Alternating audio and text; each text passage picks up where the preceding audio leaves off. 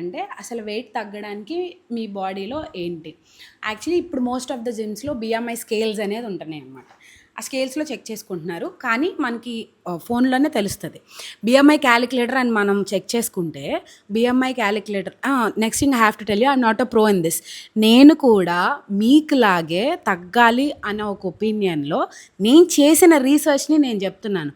నేనే fitness, wellness కాదు, నేను న్యూట్రిషనిస్ట్ కాదు, ఏమి కాదు. జస్ట్ నేను ఎక్స్పీరియన్స్ చేసింది, ఇంతవరకు నాకు హెల్ప్ అయింది, ఇక్కడ నుండి నేనేం చేయబోతున్నా అనేది మీకు చెప్తున్నాను అంతే. అంతవరకే. You have to keep this in the mind. So ఏంటంటే బిఎంఐ క్యాలిక్యులేటర్ అనేది ఒకటి ఉంటుంది. సో నేను మీకు చెప్పాను కదా, నా వెయిట్ 145 కేజెస్, 146 మధ్యలో ఉండే.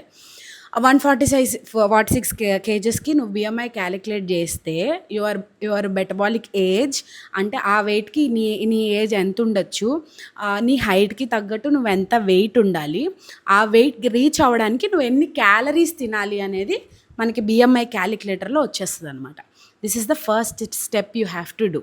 సో క్యాలరీస్ అంటే ఏంటి, దీని గురించి మనం మాట్లాడుకుందాం. మీరు రీసెర్చ్ చెయ్యండి. నేను చెప్పేది కరెక్ట్ అని నేను చెప్తున్నా కదా, ఆ వీడియోలో కూడా చెప్పాను, ఈ వీడియోలో కదా. ఎవరిని నమ్మద్దు, మీ ఓన్ రీసెర్చ్ మీరు చేయండి.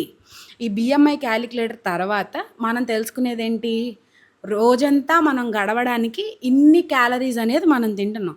వెయిట్ లాస్ ముందు వరకు ఎలా ఉంటుందంటే, తిండి తినేటప్పుడు క్యాలరీస్ అనేవి గుర్తులేవు. ఎప్పుడైతే నువ్వు వెయిట్ లాస్కి చెక్ చేసుకొని క్యాలరీ డెఫిషియెంట్, అంటే క్యాలరీస్ తక్కువ తినాలి అనే జాయిన్ అండి, తినే అన్నం దగ్గర కూడా మీకు క్యాలిక్యులేషన్ గుర్తొస్తుంది.